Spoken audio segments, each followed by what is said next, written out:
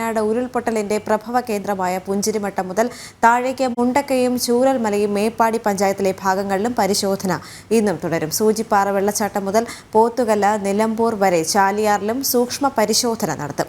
ദുരന്തത്തിൽ കാണാതായത് 152 ആളുകളെയാണ്. 44 മൃതദേഹങ്ങളും 176 ശരീരഭാഗങ്ങളും ഇതുവരെ സംസ്കരിച്ചു. കൂടാതെ തിരച്ചിലിന് നാട്ടുകാർക്ക് പുറമെ ബന്ധുക്കളെയും എത്തിച്ചേക്കും. ബന്ധുക്കൾ പറയുന്ന സ്ഥലങ്ങളിൽ തിരച്ചിൽ നടത്തും. സോണൽ കൃഷ്ണ അവിടെ നിന്ന് തുടരുന്നുണ്ട്. സോണൽ, ഇന്നും കൂടുതൽ തിരച്ചിൽ ഉണ്ട് എന്ന് മനസ്സിലാക്കാൻ സാധിക്കുന്നുണ്ട്. കഴിഞ്ഞ ദിവസത്തിൽ മുഖ്യമന്ത്രി പിണറായി വിജയൻ 3 ദിവസങ്ങൾക്ക് മുൻപ് പറഞ്ഞത് രക്ഷാദൗത്യം അതിന്റെ അവസാന ഘട്ടത്തിലേക്ക് നീങ്ങുകയാണ്, അല്ലെങ്കിൽ ഇനി രക്ഷാദൗത്യം എന്ന് പറയാൻ സാധിക്കില്ല, തിരച്ചിൽ എന്ന് തന്നെയാണ് നമ്മൾ പറയേണ്ടത്. കാരണം തിരച്ചിൽ അവസാന ഘട്ടത്തിലേക്ക് കടക്കുന്നു എന്ന് അദ്ദേഹം പറഞ്ഞു വെച്ചുവെങ്കിൽ പോലും ഇപ്പോഴും ഊർജിതമായി തന്നെ അവിടെ തിരച്ചിൽ തുടരുന്നു. റഡാർ ഉൾപ്പെടെയുള്ള സംവിധാനങ്ങൾ ഉപയോഗിച്ചാണ് മനുഷ്യ ശരീരം മണ്ണിനടിയിൽ ഉണ്ടോ എന്ന് കണ്ടെത്താനുള്ള തിരച്ചിൽ നടക്കുന്നത് എന്നറിയാൻ സാധിക്കുന്നുണ്ട്. ഇപ്പോൾ അവിടെ നിന്ന് ലഭിക്കുന്ന ഏറ്റവും പുതിയ അപ്ഡേറ്റുകൾ. സൈന്യത്തിന്റെ നേതൃത്വത്തിലാണ് ഇന്നലെ ഏകദേശം 16 പോയിന്റുകളോളം ലൊക്കേറ്റ് ചെയ്തിരുന്നു. ആ ലൊക്കേറ്റ് ചെയ്ത പോയിന്റുകൾ കേന്ദ്രീകരിച്ച് ഇന്നലെ പരിശോധന നടത്തി. പക്ഷേ മനുഷ്യ ശരീരങ്ങളൊന്നും തന്നെ കണ്ടെത്താനായിട്ടില്ല. മൃഗങ്ങളുടെ മൃതദേഹങ്ങൾ നമുക്ക് കണ്ടെത്താൻ കഴിഞ്ഞിട്ടുണ്ട്. എന്തായാലും ആ പരിശോധന ഇന്നും തുടരുകയാണ്. ചാലിയാർ നിലമ്പൂർ മേഖല, അതായത് ചാലിയാർ ഒഴുകുന്ന നിലമ്പൂർ കാടുകളുടെ മേഖല സൂക്ഷ്മ പരിശോധനയ്ക്ക് വിധേയമാക്കും എന്നുള്ളത് തന്നെയാണ് അധികൃതർ പറഞ്ഞിട്ടുള്ളത്. അതായത് ഈ സൺറൈസ് ഉള്ള ഭാഗത്തൊക്കെ തന്നെ കൃത്യമായിട്ട് ഹെലികോപ്റ്റർ ഉപയോഗിച്ചുകൊണ്ട് പരിശോധന നടത്തും. അത് കൂടാതെ ചാലിയാറിന്റെ കൈവഴികളിലെല്ലാം തന്നെ പ്രത്യേക സേനയെ വിന്യസിപ്പിച്ചുകൊണ്ട് ആ പരിശോധന നടത്താൻ തന്നെയാണ് ആ തീരുമാനം. എല്ലാ സേനകളിൽ നിന്നും സംയുക്തമായിട്ട് ഒരു ടീമിനെ ഉണ്ടാക്കി തീർക്കുക എന്നുള്ളതാണ് ഇന്നത്തെ ലക്ഷ്യം.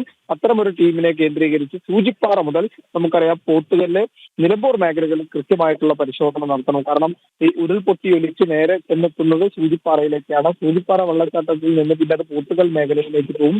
പിന്നീട് നിലമ്പൂർ ഉൾക്കാടുകളിലൂടെ ചാലിയാർ ഒഴുകിയതിനു ശേഷമാണ് നമുക്കറിയാം പ്രധാന ഭാഗത്തേക്ക് ചാലിയാർ ഒഴുകിയെത്തുന്നത്. അതുകൊണ്ട് തന്നെ ഒരുപാട് മൃതദേഹങ്ങളും ശരീരഭാഗങ്ങളും നമുക്ക് ചാലിയാറിൽ നിന്ന് ലഭിക്കുന്ന ഒരു ഘട്ടമുണ്ടായിരുന്നു. അതുകൊണ്ട് അത് ഏറ്റവും പ്രസക്തമായ കാര്യമാണ്. കാരണം തിരച്ചിൽ ഇന്നലെയും നടത്തിയ സമയത്ത് 2 ശരീരഭാഗങ്ങൾ നമുക്ക് ഈ പോത്തുകല്ല് മേഖലയിൽ നിന്ന് ലഭിക്കുന്ന സാഹചര്യം ഉണ്ടായി. എന്തായാലും ഇന്നലെ വരെ ഏകദേശം 44ഓളം മൃതദേഹങ്ങളാണ് സംസ്കരിച്ചിട്ടുള്ളത്. 176 മൃതദേഹ അവശിഷ്ടങ്ങൾ, അതായത് ശരീരഭാഗങ്ങളും സംസ്കരിച്ചു എന്നാണ് നമുക്ക് ലഭിക്കുന്ന റിപ്പോർട്ടുകൾ സൂചിപ്പിക്കുന്നത്. എന്തായാലും ഇന്നും പരിശോധന ശക്തമാക്കാൻ തന്നെയാണ് തീരുമാനം. അതായത് ഇന്നലെ വരെ കൃത്യമായി പറഞ്ഞു കഴിഞ്ഞാൽ മുണ്ടക്കൈ ഭാഗത്ത് നിന്ന് ഇങ്ങോട്ടേക്ക് ചൂരൽമല ഭാഗത്തേക്കാണ് പ്രധാനപ്പെട്ട തെരച്ചിലുകൾ നടത്തിയിരുന്നെങ്കിൽ റഡാർ പരിശോധന ഉൾപ്പെടെ ഇന്ന് നടത്തുക ചൂരൽമലയിൽ നിന്ന് സൂചിപ്പാറയിലോട്ടുള്ള ദൂരം ആ പ്രദേശത്തേക്കാണ്. അതുകൊണ്ട് തന്നെ നമുക്ക് ദൃശ്യത്തിൽ കാണുന്നത് പോലെ ഈ സന്നദ്ധ പ്രവർത്തകർ മറ്റും പോകുന്നത് ആ കാണുന്ന വഴിയിലൂടെയാണ്. കാരണം സൂചിപ്പാറ ഭാഗത്തേക്ക് പോയി കൃത്യമായിട്ടുള്ള പരിശോധന നടത്തുക എന്ന് തന്നെയാണ് ഏറ്റവും പ്രധാനപ്പെട്ട കാര്യം. ഇന്നലെ മന്ത്രിയും വ്യക്തമാക്കിയതാണ് സംയുക്തമായ ഒരു പരിശോധനാ രീതി. അത് ഇന്ന് പ്രാവർത്തികമാക്കും. അതിന്റെ ഭാഗമായിട്ട് ഏതെങ്കിലും തരത്തിൽ ഇത് ഈ പ്രദേശങ്ങളിലൊക്കെ മൃതദേഹങ്ങളോ അല്ലെങ്കിൽ മൃതദേഹ അവശിഷ്ടങ്ങളോ ഉണ്ടെങ്കിൽ അത് കണ്ടെത്തും.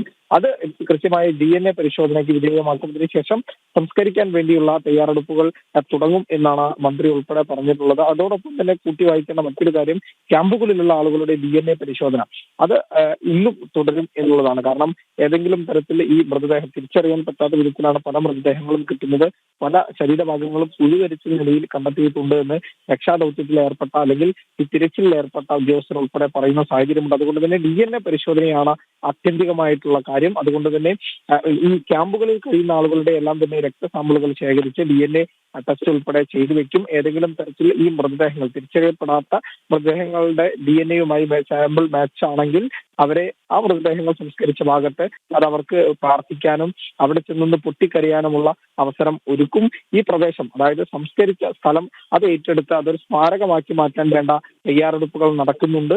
നമുക്കറിയാം കഴിഞ്ഞ ദിവസം ആദ്യഘട്ടത്തിൽ 64 സെന്റ് മാത്രമായിരുന്നു ഏറ്റെടുത്തിരുന്നത്. പക്ഷേ അതിൽ പല ഭാഗത്തും പാറയുള്ളതിനാൽ പിന്നീട് 25 സെന്റ് കൂടി സംസ്കാരത്തിനായി ഏറ്റെടുക്കുന്ന സാഹചര്യമുണ്ടായി. അവിടെയാണ് ഇപ്പോൾ ഈ ശരീരഭാഗങ്ങൾ ഉൾപ്പെടെ സംസ്കരിക്കുന്ന സ്ഥിതി ഉണ്ടായിട്ടുള്ളത്. എന്തായാലും കൃത്യമായ ഒരു സംവിധാനത്തിലൂടെ കാര്യങ്ങൾ പോകുന്നു എന്നുള്ളത് തന്നെയാണ് പ്രധാനമായി പറയേണ്ടത്.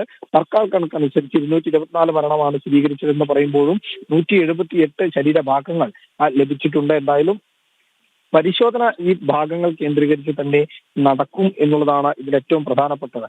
ചെയ്യുക മറ്റൊരു കാര്യം കൂടി സോണൽ പറയാനുള്ളത്, ഇപ്പോൾ ദുരിതാശ്വാസ ക്യാമ്പുകളിൽ കഴിയുന്നവരുടെ മാനസികാരോഗ്യവുമായി ബന്ധപ്പെട്ട് കൂടുതൽ സംഘത്തെ കൂടി അങ്ങോട്ടേക്ക് കൊണ്ടുവരുമെന്ന് കഴിഞ്ഞ ദിവസം കേന്ദ്രമന്ത്രി സുരേഷ് ഗോപി അടക്കമുള്ളവർ പറയുന്നൊരു സാഹചര്യം. അതുപോലെ തന്നെ ഡോക്ടർമാരുടെ സഹായം, വൈദ്യ സേവനം ആവശ്യത്തിന് ലഭിക്കുന്നുണ്ട്. കാര്യം അവരിപ്പോഴും കഴിയുന്നത് കാലാവസ്ഥ വളരെ മോശമായ ഒരു ഇടത്ത് തന്നെയാണ്.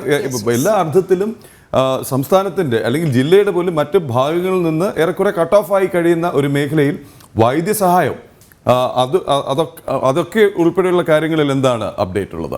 പ്രധാനമായി പറയേണ്ടത് ഈ ക്യാമ്പുകൾ കേന്ദ്രീകരിച്ചൊരു വൈദ്യസംഘത്തെ അവിടെ 24 മണിക്കൂറും പ്രവർത്തിക്കുന്ന രീതിയിൽ സജ്ജമാക്കിയിട്ടുണ്ട്. വിവിധ സംഘടനകളുടെ ഭാഗത്തിലും ഇത്തരം വൈദ്യസംഘത്തെ എത്തിക്കുന്നുണ്ട്. അതായത് സേവാഭാരതി ഉൾപ്പെടെയുള്ള ബാംഗ്ലൂരിൽ നിന്നും മറ്റും 9 അംഗ സംഘത്തെ ഓരോ കേന്ദ്രങ്ങളിലായിട്ട് എത്തിച്ച് പരിശോധന 24 മണിക്കൂറും സേവനം ാണ് സംവിധാനങ്ങൾ ഒരുക്കിയിട്ടുള്ളത് എന്ന് നമുക്ക് നോക്കി കാണേണ്ടി വരും. അത്തരത്തിൽ നോക്കുകയാണെങ്കിൽ എല്ലായിടത്തും, അതായത് ജില്ലയിൽ 16 ക്യാമ്പുകളാണ് പ്രവർത്തിക്കുന്നത്. അതിൽ 228 കുടുംബങ്ങൾ ഉൾപ്പെടെയുണ്ട്. ഈ ക്യാമ്പുകളിലെല്ലാം തന്നെ ഒരു മെഡിക്കൽ യൂണിറ്റ് 24 മണിക്കൂറും പ്രവർത്തിക്കുന്ന മെഡിക്കൽ യൂണിറ്റ് സജ്ജമാക്കിയിട്ടുണ്ട്. അതുകൂടാതെ ആംബുലൻസ് സർവീസുകളും മറ്റും മുഴുവൻ സമയവും ഇവർക്കായിട്ട് സേവനമനുഷ്ഠിക്കുന്ന സാഹചര്യമുണ്ട്. അതുകൊണ്ട് അത്തരത്തിൽ വൈദ്യ ചികിത്സയുമായി ബന്ധപ്പെട്ട് മറ്റ് പ്രശ്നങ്ങളൊന്നും തന്നെ നിലനിൽക്കുന്നില്ല എന്നുള്ളത് തന്നെയാണ് യാഥാർത്ഥ്യം. എന്തായാലും അതുപോലെ ഏറ്റവും പ്രധാനപ്പെട്ട കാര്യമാണ് അവിടെയുള്ളവരുടെ മാനസികാവസ്ഥ. അതുകൊണ്ട് തന്നെ കൗൺസിലിംഗ് ഉൾപ്പെടെയുള്ള കാര്യങ്ങൾ തുടർച്ചയായിട്ട് പുരോഗമിക്കുന്നുണ്ട്. പലരും പറയുന്ന പല കാര്യങ്ങളും, അതായത് കഥകളാണ് ഓരോരുത്തർക്കും പറയാനുള്ളത്. ഓരോ വ്യക്തിക്കും, ആ ക്യാമ്പുകളിലുള്ള ഓരോ വ്യക്തിക്ക് പുറകിലും ഓരോ കഥകളുണ്ട് എന്നുള്ളത് തന്നെയാണ്. അത് ഈ കൗൺസിലിംഗുമായി ബന്ധപ്പെട്ട ഓരോ അധ്യാപകർ ഉൾപ്പെടെ ഇവരെ സമീപിക്കുന്ന സമയത്ത് പൊട്ടിക്കരയുന്ന സാഹചര്യം വരെ ഉണ്ടായിട്ടുണ്ട് എന്ന് പലരും നമ്മളോട് പറഞ്ഞിട്ടുണ്ട്. അതുകൂടാതെ തന്നെ ഏറ്റവും പ്രധാനമായി പറയേണ്ടത് ക്യാമ്പുകളിലെ വിദ്യാർത്ഥികൾ അതുപോലെ തന്നെ കുട്ടികളെ കാര്യം കൂടിയാണ്. അവരെ സന്തോഷിപ്പിക്കാനും അവരെ ചേർത്ത് പിടിക്കാനും ഈ ദുരന്തത്തിന്റെ ആഘാതം അവരിൽ നിന്ന് മാറ്റി നിർത്താനും വേണ്ട ഒരുപാട് പ്രവൃത്തികൾ നടക്കുന്നുണ്ട്. കഴിഞ്ഞ ദിവസം നമ്മൾ ഉൾപ്പെടെ റിപ്പോർട്ട് ചെയ്തതാണ്. പല ഭാഗങ്ങളിൽ നിന്ന് അധ്യാപകരെത്തി അവരെ പാട്ട് പാടിപ്പിക്കുന്നു, അതുപോലെ തന്നെ അവരുമായി ഒത്ത് കളിക്കുന്നു, അവർക്ക് വേണ്ട കാര്യങ്ങൾ എന്തൊക്കെയെന്ന് ചോദിച്ചറിഞ്ഞത് നൽകാൻ വേണ്ട സംവിധാനങ്ങൾ ചെയ്യുന്നു. അങ്ങനെ ഒരു ഭാഗത്ത് അവരെ സന്തോഷിപ്പിച്ച് ശാരീരിക ആരോഗ്യവും വളരെ പ്രധാനപ്പെട്ട ഒന്ന് തന്നെയാണ്. കാരണം ഇനി കഴിഞ്ഞുപോയ കാര്യങ്ങളെക്കുറിച്ച് ഇനി നമ്മൾ സംസാരിച്ചിട്ട് യാതൊരു കാര്യവുമില്ല. കാരണം നമ്മൾ യാഥാർത്ഥ്യവുമായി പൊരുത്തപ്പെട്ട് ജീവിക്കേണ്ട ഒരു സാഹചര്യം ഇനിയുണ്ട്. ഇനി അവശേഷിക്കുന്നവർ അല്ലെങ്കിൽ അവരുടെ ജീവിതത്തിനായി, മുന്നോട്ടുള്ള ആ ഒരു ജീവിതത്തിനായി എന്ത് വേണം എന്നുള്ളതാണ് ഈ ഒരു അവസരത്തിൽ നമ്മൾ ചിന്തിക്കേണ്ടതെന്നും കൂടി പറയേണ്ടതുണ്ട്.